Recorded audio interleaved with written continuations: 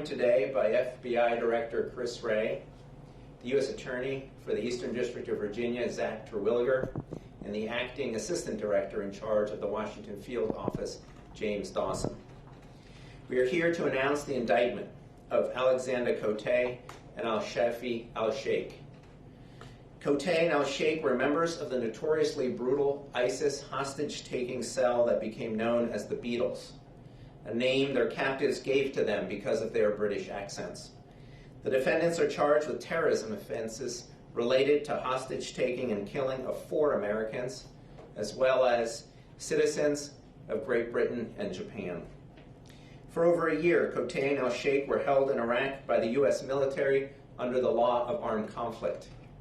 I'm pleased to confirm that they are now in FBI custody and will soon appear in federal court in the Eastern District of Virginia. Today is a good day, but it is also a solemn one. Today, we remember the 4 innocent Americans whose lives were taken by ISIS. James Wright Foley, Stephen Joel Sutloff, Peter Edward Kasich, and Kayla Jean Mueller. Many around the world are familiar with the barbaric circumstances of their deaths. But we will not remember these Americans for the way they died. We will remember them for the way they lived their good and decent lives. James Foley was a print and video journalist who was covering the civil war in Syria. He had previously served as a conflict zone correspondent in Iraq and then in Libya. James was a former elementary school teacher. Stephen Sutloff was a journalist who covered the Middle East and was in Syria reporting on the refugee crisis. According to a longtime friend, he was drawn to the region to, quote, give a voice to the people who didn't have one, close quote. Stephen was the grandson of Holocaust survivors who inspired him to be that voice. Peter Kasich was in Syria working for a humanitarian organization that he founded to deliver food and medical aid to the refugees. He had previously served as an elite airborne ranger in the U.S. Army, which included service in Iraq. Kayla Mueller was a humanitarian aid worker and human rights activist who, inspired by her faith, devoted much of her young life to serving those in need both at home and abroad. As President Trump shared during his 2020 State of the Union address, the American warriors who conducted the military operation that resulted in the death of ISIS leader Abu Bakr al-Baghdadi were so inspired by Kayla that they named the mission Task Force 814, a reference to August 14th, Kayla's birthday. Today's announcement is the result of many years of hard work in the pursuit of justice for these Americans. We have been inspired by their memories and moved by the determination and grit of their families. Families which will never rest until justice is done. To them, I say this, neither will we. Although we cannot bring back your children, we will do all that we can, obtain justice for them, for you, and for all Americans. As for Cote and al-Sheikh, like many other terrorists before them, they have underestimated the American resolve to obtain justice for our fellow citizens who are harmed or killed by terrorists anywhere in the world. These men will now be brought before a United States court to face justice for the depraved acts alleged against them in the indictment. As for their ringleader, Mohammed Emwazi, infamously known as Jihadi John, he faced a different kind of American resolve, the mighty reach of our military, which successfully targeted him in an airstrike several years ago. My message to other terrorists is this: if you harm an American, you will face the same fate as these men. You will face American arms in the battlefield. And if you survive that, you will face American justice in an American courtroom and the prospect of many years in an American prison. Either way, you will never live in peace. You will be pursued to the ends of the earth. No matter how long it takes, we will never forget. We will never quit. To the American people, today's announcement is a reminder of the threat that we continue to face from radical Islamic terrorism. These terrorists despise the freedoms and the way of life we cherish and are hell-bent on imposing their ideologies on a world that continues to reject them. Although our nation faces a variety of national security threats from many quarters, we will not relent in our efforts to protect America and her citizens from the threat posed by terrorists. Today's announcement would not have been possible without the relentless effort of countless dedicated prosecutors, agents, and analysts who are the bedrock of the Department of Justice. I want to thank the prosecutors from the U.S. Attorney's Office of the Eastern District of Virginia, from my own National Security Division, and all of the many FBI agents and analysts who have worked tirelessly on this case. I also want to thank the Office of International Affairs and the United States Attorney's Office for the Southern District of New York, both of which assisted with important aspects of this investigation.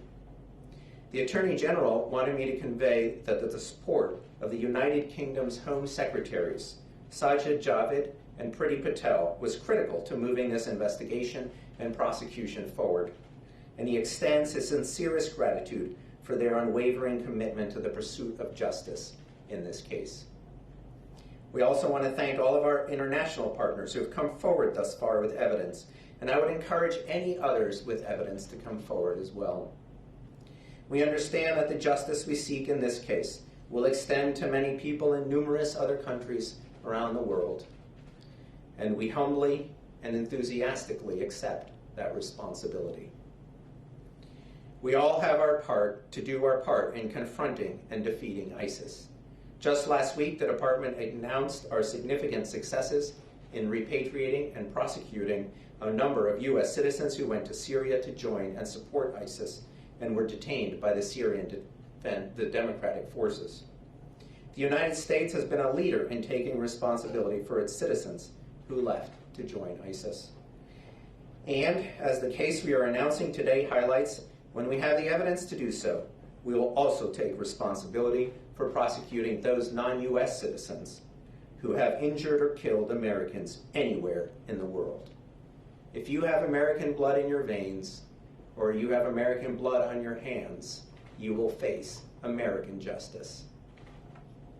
This department has successfully prosecuted hundreds of defendants since 9/11 for terrorism-related offenses in our federal courts, and we will continue to do so. Finally, I want to acknowledge the Departments of State and the Department of Defense. We will continue to work together with them and our other partners in the U.S. government to combat the scourge of terrorism. The step we take today is just that, a step. But it is a big step, and I can assure you that the women and men of the Department of Justice will not stop until justice is won. Thank you. Director Wright.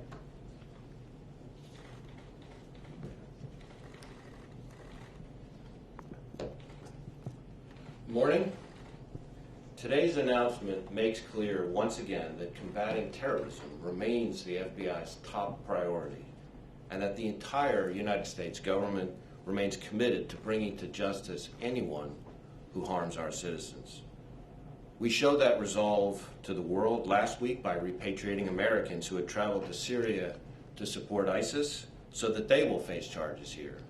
And today we're demonstrating that resolve by bringing to our shores two men who left Britain to become ISIS terrorists. Now they're going to face justice in an American court of law for crimes against American citizens. Not long after these terrorists were captured in 2018, the parents of their American victims wrote the following about their loved ones, and I quote, "One by one, our children were taken from us by the hateful criminals of the Islamic State. Jim, Stephen, Peter, and Kayla were like so many of your own sons and daughters. They were four unique, passionate young Americans, and all risked their lives pursuing a greater good. The families of those victims have suffered the painful loss of their loved ones at the hands of brutal killers. And while their pain may never fully subside, today, with the announcement of this indictment, we're beginning to bring them the justice they deserve. But we owe these families more than justice. We owe them our gratitude. And I say that because their advocacy for their loved ones has led to positive changes in how our government supports and partners with victims' families. One of those changes was the creation a few years ago of the Hostage Recovery Fusion Cell. This multi-agency team, based at FBI headquarters, represents our government's unified approach to recovering American hostages abroad. Its single focus is to bring these hostages home safely and partner with their families in the recovery effort. A key part of that fusion cell is the family engagement team. That team not only coordinates support to family members of hostages during times of agony and uncertainty, it also supports hostages and families once the crisis is over. The FBI and our partners are working tirelessly every day to recover all U.S. hostages held abroad, and we won't rest until we see a similar resolution for justice against all those responsible for holding Americans captive, especially when those captives' lives are taken. Today, I want to also thank the men and women of the FBI and our domestic and international partners for their unflagging efforts to investigate, charge, and ultimately hold these two men responsible for their crimes. Over the course of this investigation and many others like it, these dedicated professionals put themselves at risk, conducting interviews and collecting evidence to build the cases that ultimately led us to where we are today, with these two men facing justice in the United States. Like Assistant Attorney General Demers, and based on conversations I've had on a number of occasions, including on the phone just this morning with the Attorney General, I know the Attorney General joins us in particularly thanking our British counterparts and our international partners in working with the United States to bring charges in our criminal justice system. We mourn not only our American victims, but also the British victims, David Haynes and Alan Henning, and victims of all nations who suffered unimaginable cruelty at the hands of ISIS. Let there be no doubt, the FBI, the U.S. government, and our partners remain vigilant in the fight against terrorism, including the threat from ISIS. Today, ISIS is still trying to radicalize people here in the United States and elsewhere through online propaganda and their global network of supporters.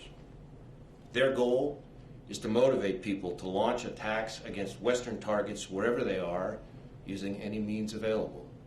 But as today's announcement shows, the FBI and our partners, both here and overseas, will continue to relentlessly pursue these terrorists and anyone who chooses to support terrorist organizations like ISIS, no matter where they are and no matter how long it takes.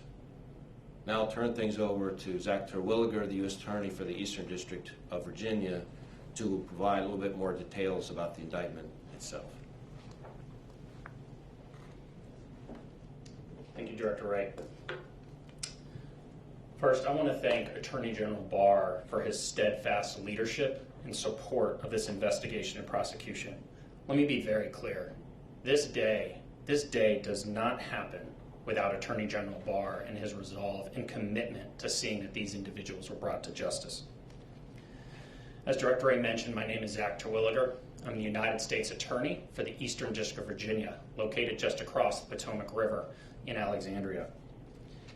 It's with a heavy heart that we're here today, and I wish we weren't. But if these alleged atrocities indeed happened, I'm proud to be here as a representative of the United States in our criminal justice system. As many of you are now aware, yesterday an 8-count criminal indictment was returned in the Eastern District of Virginia that charged 2 alleged terrorists, Alexander Cote and Al-Shafi Al-Sheikh, with the following felony offenses: conspiracy to commit hostage-taking resulting in death, hostage-taking resulting in death, 1 count for each of the American hostages: James Wright Foley, Kayla Jean Mueller, Stephen Joel Sotlov, and Peter Edward Kasich. Count 6, conspiracy to murder United States citizens outside of the United States. Count 7, conspiracy to provide material support to terrorists in the form of hostage-taking resulting in death and murder. Count 8, conspiracy to provide material support to a terrorist organization. If convicted, the defendants face a maximum penalty of life in prison for each count of conviction. Pursuant to well-known protections provided by our constitutional republic and its system of criminal justice, Cote and El Sheikh are presumed innocent unless and until proven otherwise. All that I'm about to recount now are allegations and can be found in the four corners of the 24-page indictment, which was unsealed just a moment ago. As stated in that charging document, these alleged terrorists both grew up in the United Kingdom, where they became radicalized. Their role within the ISIS terrorist organization was that of being part of a brutal hostage-taking scheme by which American, European, and Asian citizens were taken hostage from approximately 2012 to 2015. Their alleged criminal acts include conspiring to commit hostage-taking resulting in death and conspiring to murder American citizens James Foley, Kayla Mueller, Stephen Sotloff, and Peter Cassidy. As part of the conspiracy, their vicious acts and those of co-conspirators Mohammed Mwazi and CC1 are alleged to include the following: forced witnessing of murders, mock executions, shocks via electric taser, beatings, amongst other brutal acts. Also a well-established principle in American jurisprudence, co-conspirators, like these defendants, may be held liable for the foreseeable acts of their co-conspirators, such as Mwazi, that took place during the course of the conspiracy. As stated in detail, Cote, El Sheikh, Mwazi, and CC1 facilitated hostage-taking, ransom demands, abuse, and the murder of Americans, Europeans, and Asian citizens in order to further their terrorist agenda and that of ISIS. The brutal acts of beheading were captured by the ISIS media propaganda machine and disseminated to achieve their aims of jihad. Further, as detailed in the indictment, part of the alleged horrific conditions of confinement, the self-proclaimed leader of ISIS, Abu Bakr al-Baghdadi, also made it a point to repeatedly sexually assault American citizen Kayla Jean Mueller. As you know, al-Baghdadi was killed on or about October 26, 2019, in a United States military operation named in honor of Kayla and her birthday, August 14th, Operation 814. For these acts, these two alleged terrorists will now face the American justice system. Later today, we expect these defendants to make their initial appearance a few miles away in Alexandria, Virginia. At that hearing, they will be informed of the charges against them. They will be provided with counsel if they cannot afford it. They will receive medical care and be housed in a sanitary facility and be provided with 3 meals a day, all coupled with the due process of law. All things denied to James, Kayla, Stephen, and Peter, and the other British and Japanese victims named in the indictment. Like Director Wray, in preparation for today, I reviewed some prose that really captured what today is all about.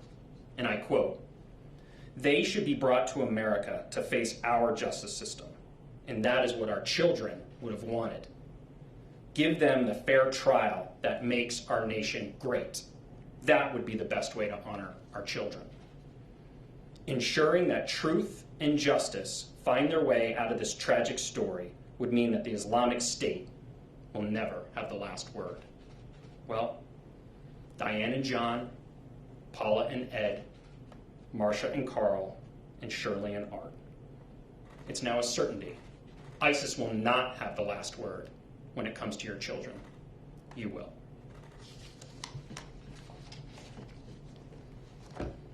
Attorney General Demers.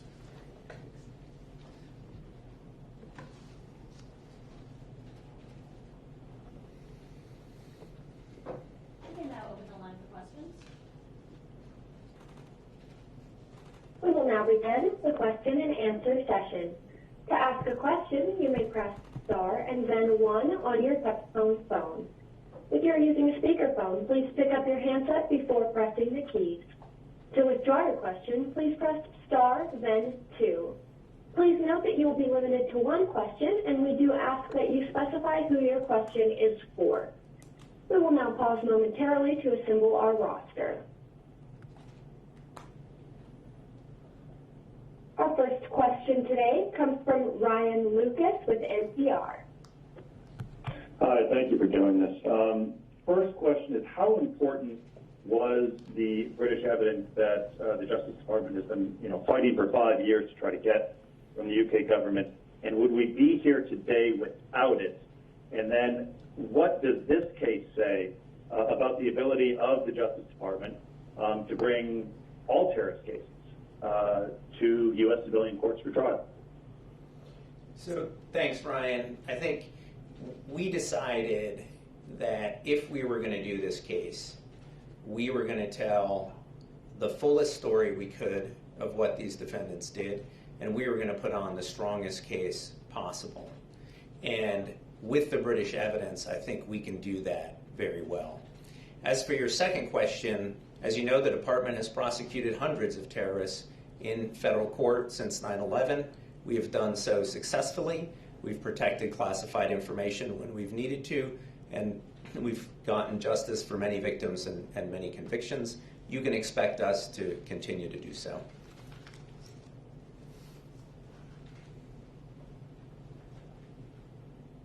And our next question comes from Pete Williams with NBC. Thank you. Mr. Demers, can you tell us specifically what does the indictment allege that Cote and al-Sheikh did with regard to the 4 Americans? Sure, thanks, Pete. I think I'll turn that over to Zach on the indictment.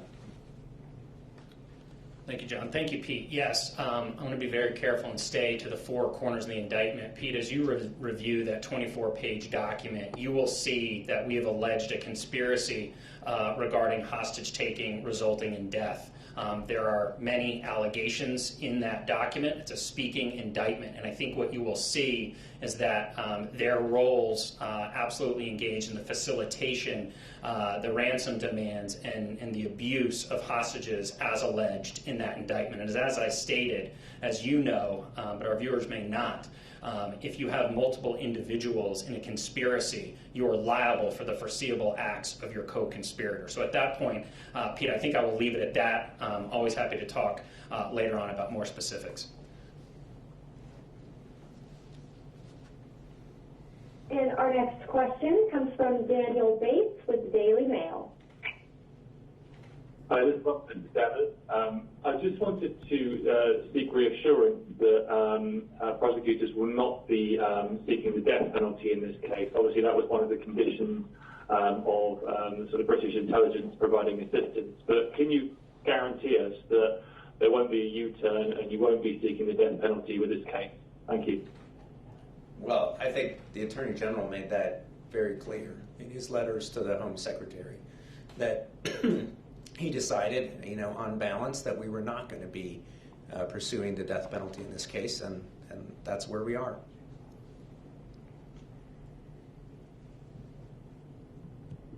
Our next question comes from Eric Tucker with the Associated Press. Hi, everyone. Thank you so much for doing this.